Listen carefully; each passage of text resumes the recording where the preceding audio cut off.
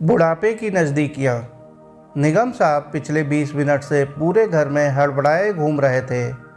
पहले उन्होंने अपनी स्टडी टेबल की सारी किताबों को इधर उधर किया, फिर वहाँ से निराश हो ड्रेसिंग टेबल के सामने पहुँच गए। ड्रेसिंग टेबल के लगभग सारे सामानों को बिखेरने के बाद उनका ध्यान डाइनिंग टेबल पर गया। पूरी मेहनत के बाद भी उन्हें वांछित वस्तु नहीं मिली। इसके बाद निगम साहब अपनी अलमारी की ओर बढ़े और उन्होंने अलमारी को खोलकर तलाशी लेनी शुरू की। यह सुबह सुबह क्या घर में कोहराम मचा रखा है, चैन से सोने भी नहीं देते। इतनी देर शोर शराबे से बेखबर सो रही मिसेज निगम की आंखें खुल गईं और वे उठकर किचन में चली गईं। बदन पर ट्रैक सूट, सर पर कैप, पैरों में नई नबेले स्पोर्ट्स शूज, पूरी तरह मॉर्निंग वॉक को तैयार। निगम साहब के चेहरे पर पसरी परेशानियां पत्नी के उठ जाने पर कुछ कम हुई। वे मिसेज निगम के पीछे पीछे किचन में पहुंचे। मेरा दूर का चश्मा नहीं मिल रहा है, पता नहीं कहाँ रख दिया, क्या तुमने कहीं देखा था? अब तक चाय का पानी चढ़ा चुकी मिसेज निगम ने उन्हें घूरा। तुम्हारा रोज रोज का यही हाल है, कभी जूते, कभी कैप, कभी वॉकिंग स्टिक, इधर उधर रखकर भूल जाते हो। मुझे क्या पता तुम्हारा चश्मा कहाँ है? यार मैं लेट हो रहा हूँ, प्लीज़ ढूंढ के दे दो ना। तुम्हें पता है कि बिना चश्मे मुझे 10 फीट भी साफ नहीं दिखता।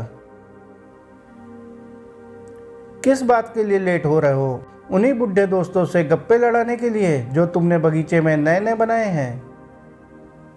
तुम्हें मेरे दोस्तों से जलन क्यों हो रही है? ढूंढो तो ठीक, वरना मैं ऐसे ही चला जाऊंगा। तो जाओ और फिर कहीं ठोकर खाकर गिर जाना और इस बुढ़ापे में हड्डियां तोड़वा कर मेरी छाती पर मूंग दलना। कहते हुए मिसेज निगम ने चाय छानी। एक कप निगम साहब को पकड़ाकर दूसरा कप हाथ में लेकर लिविंग रूम में आकर बैठ गईं। पहले चाय फिर तुम्हारा चश्मा ढूंढूंगी। बेबस निगम साहब भी साथ आकर बैठे। सारी जिंदगी बाहर नौकरी करने के बाद अपने शहर में शिफ्ट हुए, लेकिन क्या पता था 30 साल बाद शहर का रंग रूप ही बदल जाता है। सारी इमारतें बदल चुकी होती हैं, परिचित शहर छोड़कर जा चुके होते हैं और अपरिचित शहर के बासिंदे बन जाते हैं। तुम्हारे रिटायरमेंट के बाद बेटे ने तो कितने शौक से तुम्हें बेंगलोर खुद के साथ हमेशा के लिए रहने के लिए बुलाया था, लेकिन तुम ही नहीं माने। क्यों, हम वहाँ 2 महीने नहीं रहे थे क्या? लेकिन वहाँ ना तो तुम्हारा मन लगा ना ही मेरा। यहाँ आकर बसने का फैसला हम दोनों का था। सोचा था कि यहाँ हमें कंपनी मिल जाएगी। परायों की छोड़ो, यहाँ तो अपने भी मॉर्निंग टी में कंपनी नहीं देते। मिसेज निगम ने इशारों ही इशारों में निगम साहब पर ताना कसा। भाई मेरी आंख सुबह 3:30 बजे खुल जाती है, तुम 5:30 से पहले उठती नहीं हो, तो बताओ मैं क्या करूं? बस तैयार होकर 5 बजे घूमने निकल जाता हूं। तुम्हें तो पता ही है कि मुझे रात को देर तक नींद नहीं आती, तो मैं तुम्हारे साथ भला कैसे उठ सकती हूं? पता नहीं क्या, मुझे डायबिटीज है।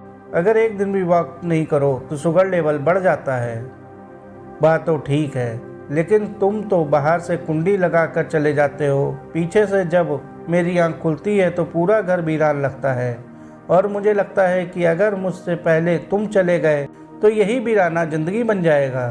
कहते हुए मिसेज निगम चाय का कप रख उठी और उन्होंने 2 ही मिनट में चश्मा ढूंढ निगम साहब के हाथ में रख दिया। लो, मत पियो चाय मेरे साथ बस। उस सुबह निगम साहब का मन ना तो बगीचे में लगा, ना ही नए नए बनाए गए हम उम्र दोस्तों के साथ। उस रात उन्होंने नींद का बहाना किया, लेकिन आंखें बंद किए जागते रहे। कुछ ही देर में वह जान गए कि मिसेज निगम ने आज उनकी वॉकिंग स्टिक उठाकर वॉशिंग मशीन के पीछे रख दी है। वे मुस्कुराए और यह प्रण कर सो गए कि कल सुबह मिसेज निगम के साथ चाय पीने के बाद ही घूमने जाना है।